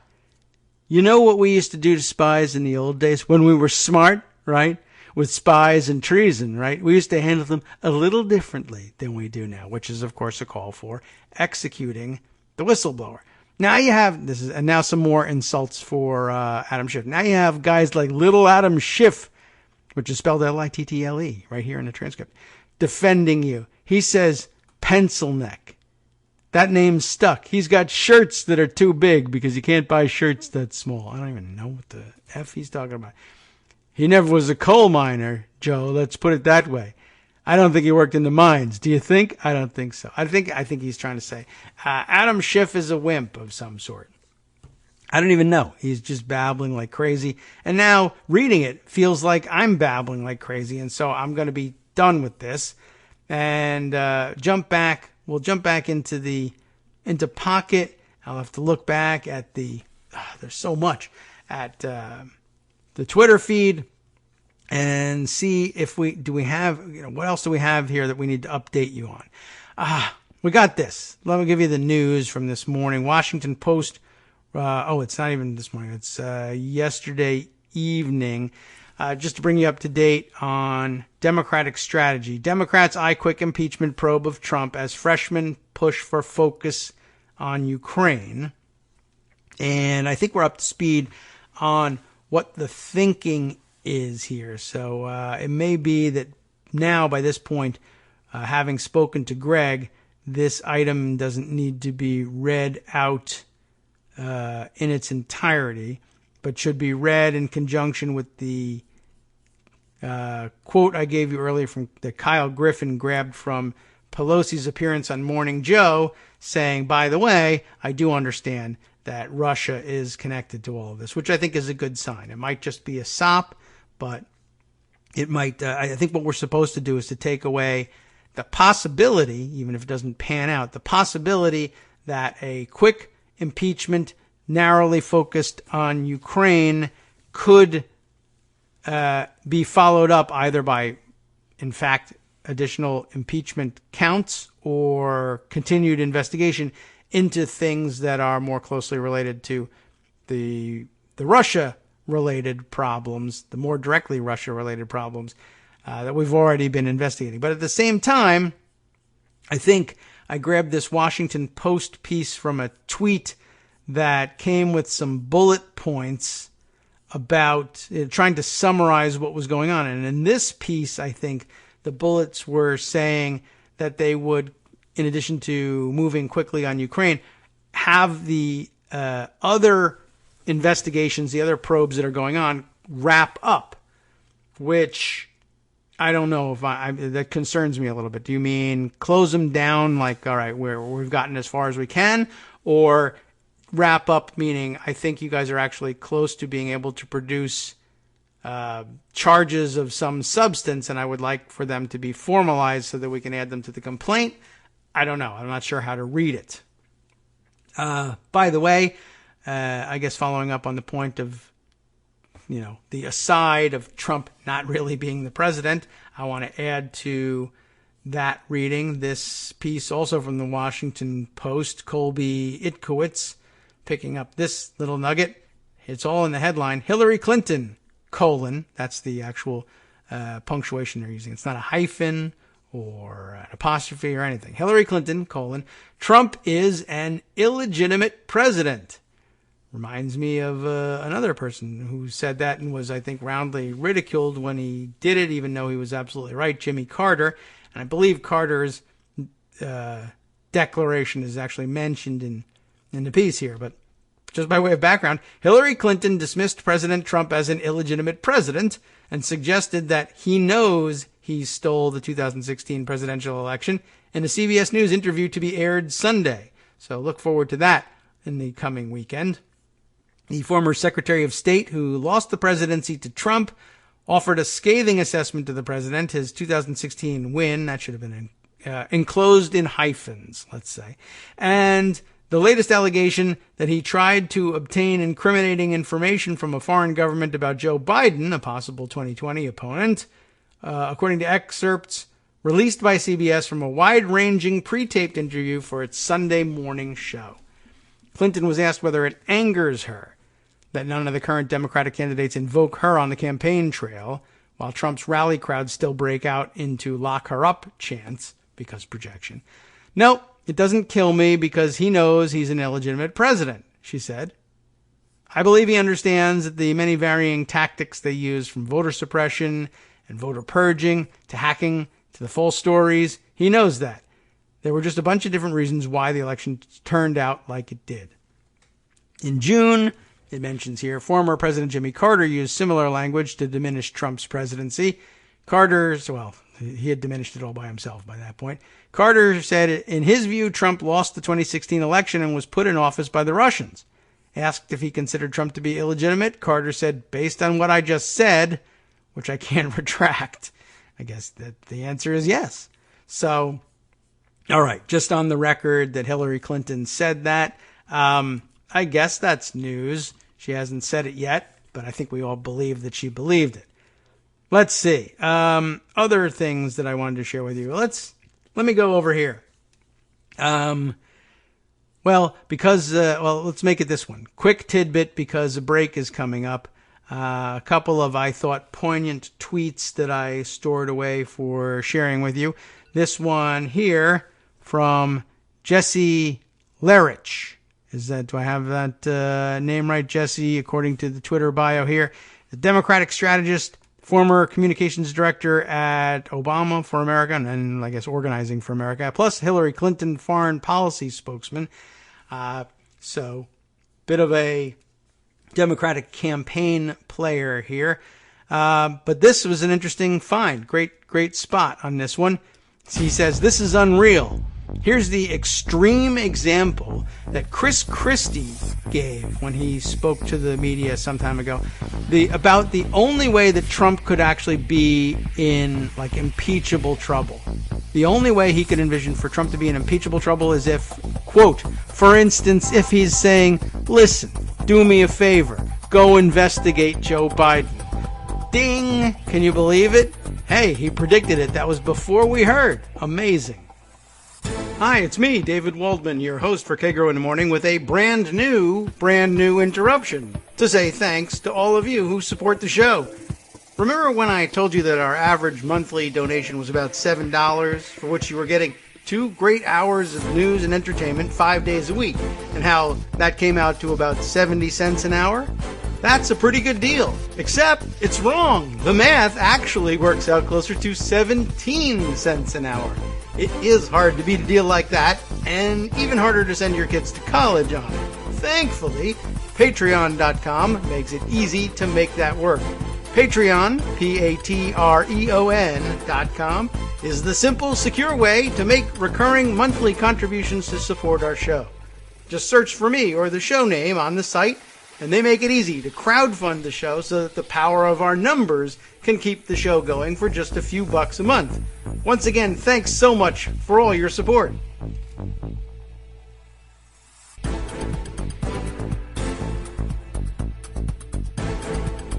Welcome back now to the Kagro in the Morning Show here on Netroots Radio. Just trying to keep an eye on things on Twitter here.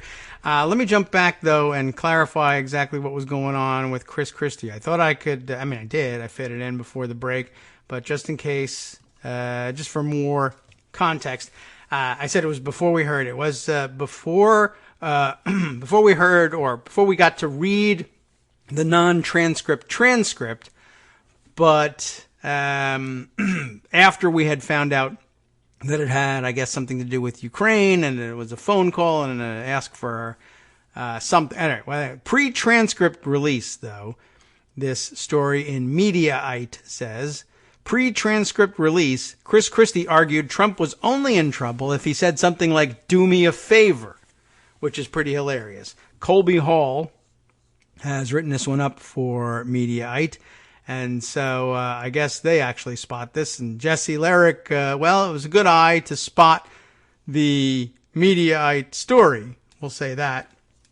But Mediaite, good eye to spot the actual story itself. Former New Jersey Governor Chris Christie proved prescient Wednesday morning on the set of Good Morning America, just hours before the transcript of a phone call between President Donald Trump and Ukrainian President Volodymyr Zelensky was released.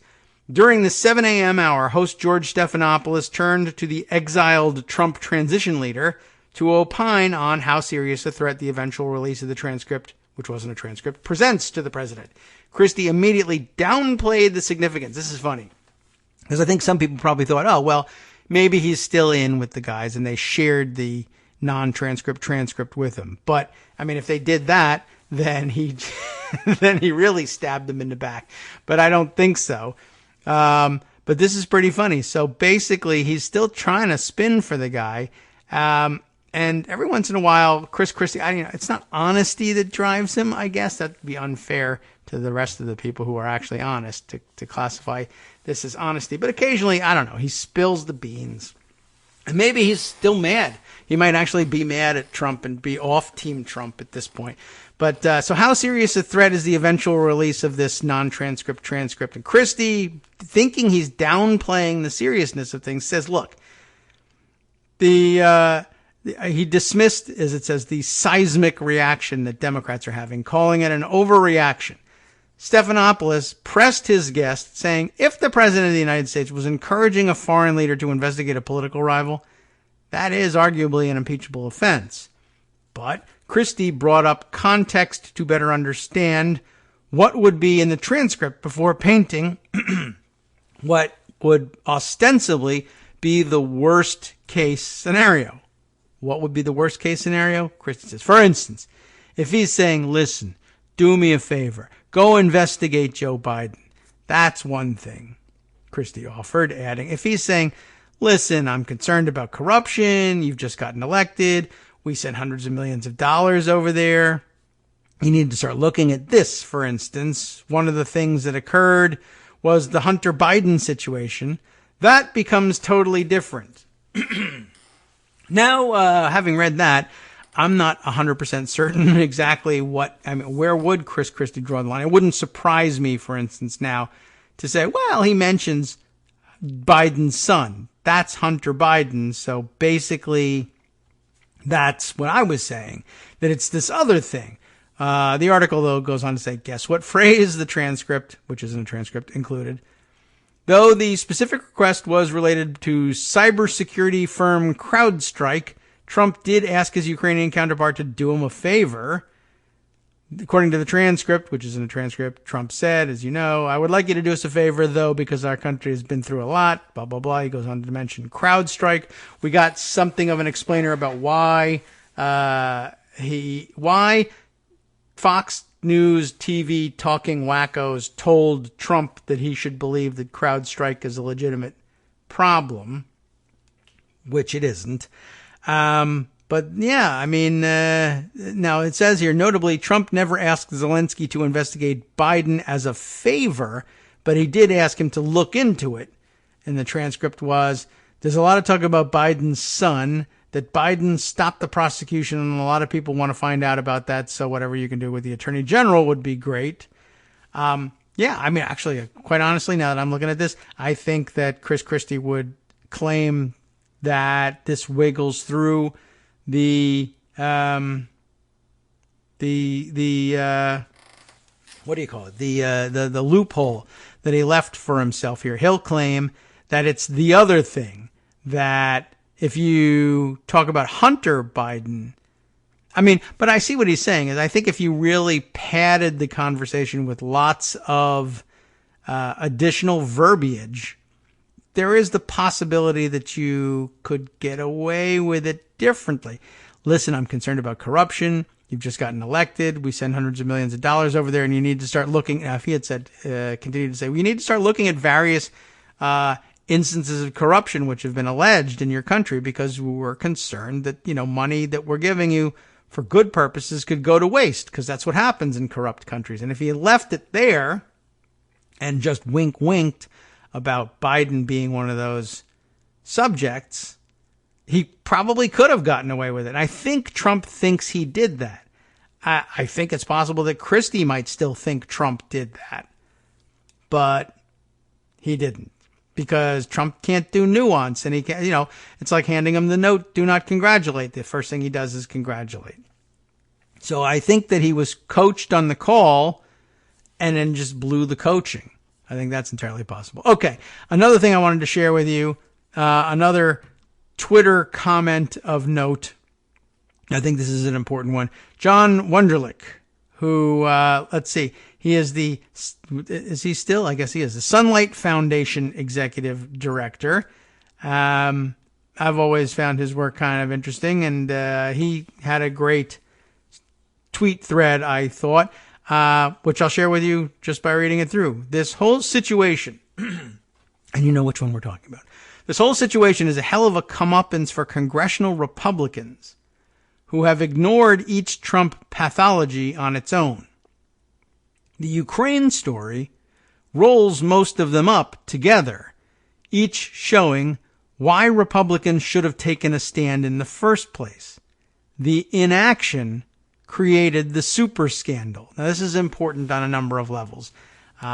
And I don't know I feel like maybe I should just continue reading, but you know how I forget my points if I do that. This, I think, is a great addendum to the Pelosi comment that I do understand that they're not separate issues, Ukraine and Russia, and that Russia is behind this, which, I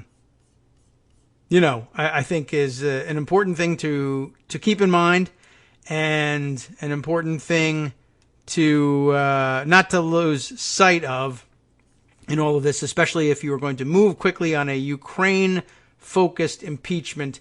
I think that leaves the door open to going back and checking in on all the other work that has been done to this point. But the way John puts it, I think, is useful. The Ukraine story rolls most of them up together, which might be why it's okay to say, let's move quickly on Ukraine, because wink, wink, it really does roll in a number of other things. But his point on top of all of that is the drip, drip, drip, and it hasn't been slow, and it's not really a drip. It's been, deluge, deluge, deluge. But all of this, all the things piling up for all 3 years now, shows why Republicans should have taken a stand earlier. Inaction has now created a super scandal, as he puts it. Defend Trump's request for Russian interference as simply a joke. Russia, if you're listening, you helped make this happen. Hatch Act violations. Remember, we shrugged all of that off. Kellyanne Conway, Hatch Act violations. Oh, who cares? Show me in the Constitution where it says law matters, right? Hatch Act violations, ripping up documents, eating documents for that matter, demanding personal allegiance from civil servants, clearly being motivated by entertainment news conspiracy theories, like the idea that CrowdStrike had anything to do with anything. Foreign policy as a forum for personal heroism among deal-making super leaders. This isn't just a scandal about Trump's excesses. It's the Republican defense of Trumpism made visible, each part of which has happened already over and over. None of this is new, but together, the coercion, the misuse of funds, the subverting of national security, the overt embrace of self-evidently corrupt behavior.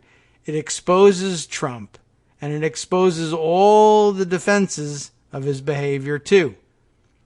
Trump can't distinguish between corruption and national interest, and neither can his party. That's super important, and I'm pleased to have been able to share it with all of you, and I guess a lot of people liked it too, but only 54 retweets and 137 likes. Quite honestly, not enough. That should be 54 million and 137 million, respectively. More people need to share that and think about what it means. All right, let's see. Other information worth sharing. I know we're going to run out of time again here, but just to stay up to date, some of the latest stuff. Kyle Cheney's piece in Politico, just to focus on one of the it's hugely important, but a micro issue in the Ukraine situation is yesterday's news that the transcript, or actually I think maybe even the verbatim transcript somehow that was created, even though they say they don't tape things, but I think that they do. But the verbatim transcript of the call between Trump and Zelensky, we found out, was moved from whatever routine business server to the closed, hidden, secret, double secret probation, secret, whatever. I don't even know what to tell you what it is. But they moved it to the other server so that it would be protected from scrutiny by congressional oversight or law enforcement or everybody else. And given this top secret designation so that they could hold on to this thing forever, and they make you drag them through court in order to get a hold of it. This whole line of inquiry into these separate servers brings us back to something else, which I guess had been forgotten or ignored for some time, but now this reminds us. So Kyle Cheney's piece in Politico. Adam Schiff says White House hijacked Russia probe transcripts. Now, this is not what rang the bell for me here was the word transcripts, even though we're not talking about transcripts of the phone call, but another methodology that the White House has been using to bury potentially damning evidence in previous investigations. That if we move forward real super quick on Ukraine, we ought to leave breadcrumbs back to this one. So here's the crumb. The White House has hijacked transcripts from the House Intelligence Committee's Republican-led Russia investigation back from before this Congress, when they were still the majority in the House. and Devin Nunes was in charge. Delaying their release for months, Chairman Adam Schiff told colleagues in a closed-door meeting last week. This is just another methodology of burying evidence. The committee authorized the release of its 53 witness interview transcripts a year ago, when Devin Nunes and Republicans led the panel. The transcripts were submitted to the Office of Director of National Intelligence for a review to screen out classified information, and lawmakers had hoped for their quick public release.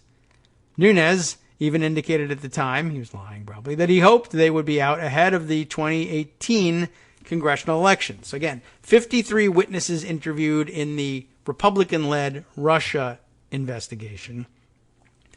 What did these witnesses say? We don't know.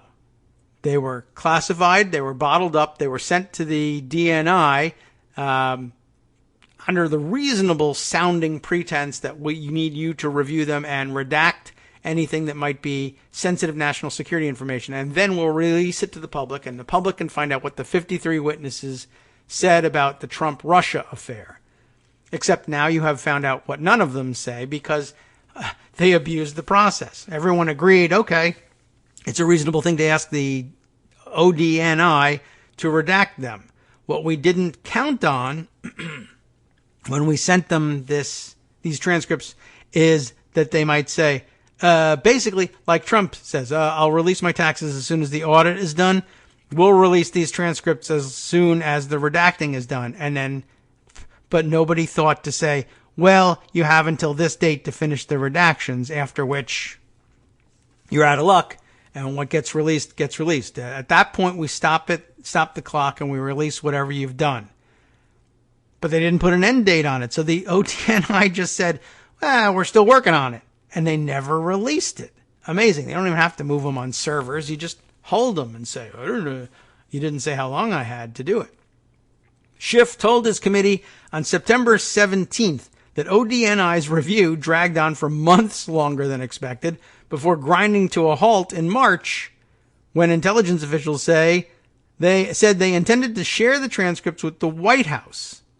Again, why? This is testimony about the White House's activity, or the occupant of the White House anyway. Intelligence officials, Schiff said, had asked permission to allow the White House to review the transcripts to screen out material that might be subject to executive privilege. Again, with the executive privilege. The White House has, in a sense, hijacked what should have been an uncontroversial, straightforward review of congressional transcripts to identify and redact any classified information, and attempted to expand it into an unsolicited after-the-fact review for information purportedly protected by executive privilege, Schiff said. Schiff said he vehemently objected to allowing the White House to review the transcripts, arguing that the White House's overly expansive view of executive privilege should not be used to claw back information already given to Congress. Since then, he said, he and his staff have been locked in negotiations. You believe he's negotiating with this guy? To prevent the White House from retroactively screening testimony the committee received. Negotiations now, after 10 months, are at an impasse, and our patience has been exhausted, Schiff said. Well, arrest somebody then. Schiff still intends to release the bulk of the Russia transcripts in the near future. He said ODNI has returned 43 of the 53 transcripts to the committee with classified information redacted. 2 others, which the White House has sought to review, can be released because they've been determined to include no classified information, so the committee can release its own copy, Schiff said. But the remaining 8, he said, have been held hostage. Although I say hand out the 45 that you've got. I don't know why that hasn't happened. Because of although obviously the 8 important ones are the ones he wants. Because of this issue of executive privilege, and at the direction of the White House, ODNI has refused to complete its review of the remaining House Permanent Select Committee on Intelligence transcripts, HPSCI, which it's holding hostage because the White House has tied its desired executive privilege review to ODNI's classification review, Schiff said. The White House did not respond for comment. A spokeswoman for ODNI said the officials reviewing the House transcripts had followed the same multi-agency process and procedures the Intelligence Committee follows when conducting classification review, In any classification review, the intelligence community follows specific processes and procedures with the ultimate objective of producing documents that can be publicly released, including protecting intelligence sources and methods consistent with the IC's mission. The ODNI is committed to supporting Congress's critical oversight role. I mean, all the right stuff is being said, while protecting sensitive sources and methods. It's just that they're not handing this stuff over. All right, a little bit more here. During the meeting, Republicans reiterated their support for releasing the investigation transcripts, but made no comment on Schiff's characterization of the dispute with the White House. Nunes instead said the ODNI was guilty of dragging its feet. At least he said that. So this is simply unacceptable. The American people deserve to see the full picture and read these transcripts. So again, he's saying the right things. But look, for some strange reason, the right thing isn't happening. It's being said. People are talking about the right thing in the right terms, but they're not doing the right thing. All right. I just want to let you have that one on the record so you can ponder it over the weekend. Let's see. A couple of other things that I want to include on the record before we close out for the weekend. And then I got to think about what we're going to do maybe the things that I don't fit. Can I give over another weekend to preparing for Monday and possibly Wednesday? There's enough material here, although I'm afraid it'll be outdated by the time I air it, even on Monday. Let's see. To get back to one other thing that I have been threatening all week. I told you I did manage to get in the story about the U.S. ambassador to Ukraine who was singled out by Trump as he told Zelensky she was a bad ambassador, and a weird backstory there and how she got herself dismissed in all this by the corrupt Trump administration. I mentioned that there were some other players at the ambassadorial level who come into this. Let me grab that story. This from the Daily Beast. Aaron Banco, Aswin Subsang, and Adam Rolensi teamed up on this one. U.S. ambassador roped into, maybe, Rudy's quest to smear Biden. That ambassador was involved with the now infamous phone call that has Washington headed towards an impeachment inquiry. And I think here we might be talking about our U.S. ambassador here. But I believe that there are a couple other people that get mixed up in this too. Pardon me. Oh, I thought I had the mute button. No, didn't work. I'll have to edit that one out, maybe. No, I'll leave it in because then you'll wonder what was I editing out. Okay. Rudy Giuliani's contacts with officials at the State Department. This all being alleged, right? And Rudy Giuliani says that there's a email trail that he has to prove that State actually asked him to do all this stuff, which of course only serves to implicate Pompeo and the State Department. But then again, don't trust any Trump paperwork. I haven't seen the email chain. I've just seen him threatening several times to release it. Which, by the way, if he releases presumably confidential emails from the State Department and the Secretary of State, does that make Rudy a spy? Probably not, because he's Rudy. So there you go. I mean, in actuality, yes, he's doing everything that Trump is accusing the whistleblower of doing. All right. Rudy Giuliani's contacts with officials at the State Department as part of his controversial efforts to dig up dirt on Joe Biden and Ukraine are more extensive than have been publicly reported. This, of course, is from the 25th, so we've heard some of that. It wouldn't surprise us, of course, if they were more extensive than we've heard even now. They raise additional questions about the degree to which senior officials throughout the Trump administration were involved in or privy to attempts by the president to muddy a top potential political opponent. Over the course of the past year, Giuliani has participated in a far-flung campaign by Trump allies to unearth damaging information about Biden and his son Hunter. As part of that effort, Giuliani pressed the Ukrainian government to investigate so far unfounded allegations of corruption, and that's very generous, in the country involving the Bidens.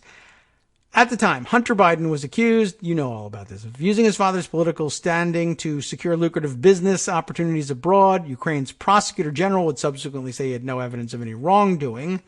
This summer, Giuliani briefed U.S. diplomats. Why and in what capacity? Including Special Representative for Ukraine, Kurt Volker on his work in Ukraine and his efforts to convince the administration of Ukrainian President Volodymyr Zelensky to investigate the Bidens. But Giuliani confirmed to the Daily Beast that he also briefed another diplomat, U.S. Ambassador to the European Union, Gordon Sondland. President Trump's lawyer said he briefed both Volker, whom he referred to as the main one in terms of his state contacts, and Sondland on multiple conference calls earlier this year about his progress in pursuing a Ukraine investigation. It wasn't exactly an unknown topic for Sondland. The ambassador was also closely involved with the Trump phone call to Zelensky, in which Trump repeatedly pressured the Ukrainian president to investigate the Bidens. So we haven't heard his name often enough for someone who was closely involved in this call. I spoke with both of them before and after this conversation, Sondland told Ukraine's state-run news agency after the phone call. The conversation was very successful. They found a common language immediately. The two leaders discussed Ukraine's war, energy security, and the rule of law, and that's enclosed in quotes, which is funny, Sondland said in July. By the way, I thought the discussion that they had about energy security was pretty interesting. Zelensky was clearly just trying to use American catchphrases of energy independence, in which he says, yes, I'm working on energy independence here in Ukraine. For instance, I'm buying lots of American oil. That's not energy independence, dude. But okay. Back to this story. The same day, Zelensky met with both Sondland and Volker to discuss Ukraine's war with pro-Russian rebels. It was a particularly poignant topic at the time. The U.S. was holding back nearly $400 million worth of equipment promised to Kiev to deter Moscow and its allies, which they were doing because the president is Putin's puppet. While Giuliani has said publicly that his overtures to the Ukrainians were brokered in part by the State Department, even claiming in an interview with Fox News' Laura Ingraham that the State Department called him up personally to assign him the task. The specifics of his contacts, that will likely come back to bite him, I think. The specifics of his contacts with Foggy Bottom, that's the section of Washington, D.C., where the State Department is based, have remained opaque, including what, if anything, Secretary Mike Pompeo knew about the Ukraine work. According to two sources inside the department, U.S. diplomats, including Sondland and Volker, were aware of the details of Giuliani's work in Ukraine on Biden as early as this spring. That's because we had all heard that story. We remember at the outset of all this, we said, we actually know this. Those sources said senior officials at the department were read in on Giuliani's call with Volker and Sondland. I've spoken to Kurt Volker the most about this, but have been on conference calls with Sondland, Giuliani said. Giuliani also claimed that he had not asked to be put in touch with Sondland, but one day unexpectedly found himself on a conference call with him to discuss the Ukraine efforts. There we are. They weren't the only senior members of the Trump administration brought into the president's efforts to use a foreign government to squeeze a political foe. According to the Washington Post, Trump ordered Mick Mulvaney, his acting chief of staff and director of OMB, to hit pause on hundreds of millions of dollars for Ukraine, and that in military aid, just days before this infamous July phone call between Trump and Zelensky. Mulvaney's OMB deputies then directed officials at Defense and State not to distribute the military aid. Wednesday morning's release of the phone call non-transcript revealed that Trump also suggested Zelensky work with Barr on a Biden probe. Attorney General William Barr. You know about that. Okay, so I just wanted to, there's too much to cram in here before we have to close things out, but I wanted to put these two guys' names on the record. And one other thing I'll squeeze in a mention of just before exiting here. I have, let's see, where did this go to? Oh, I've lost track of it. Oh, here we go. Greg forwarded me the tweet from Bosengood here. Not to CC the provost here, he says, but I didn't appreciate the gravity of the whistleblower gate until Greg appeared on a Friday Daily Kos radio show, which happens to be today's show. Sorry, Doug, who's saying sorry to Doug J. Balloon. Is that right? Is that his name? I can't help myself now. What is this about? Was this the comment that had the link here to? No, I'm not finding the interesting thing here. Yeah, so this is it. Okay, but that was interesting too as well. But here's what I was actually thinking of.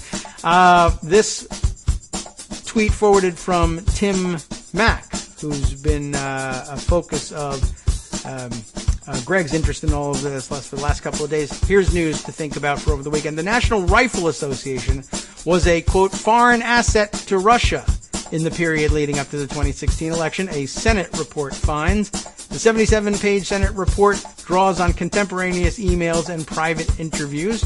We'll have a look at that one and probably be discussing that next week. Sorry, I lost focus on which of the two notes I got in direct messages from Greg was the one I wanted to try to squeeze in. And as a result, I have less time now to squeeze in what Justice Putnam will be bringing you up to date on in the West Coast Cookbook and Speakeasy coming up right here on Netroots Radio immediately following this chaotic close to this program. From Daily Co's Radio on netrootsradio.com. You have been listening to the Kagro in the Morning Show with David Waldman. Let's start down at the bottom where the international news usually is. How about this one? Czech opposition lawmakers failed in their bid to remove the president of the Czech Republic after he was accused of violating the Constitution. Sounds familiar. And former French President Jacques Chirac, the political chameleon, has died at age 86.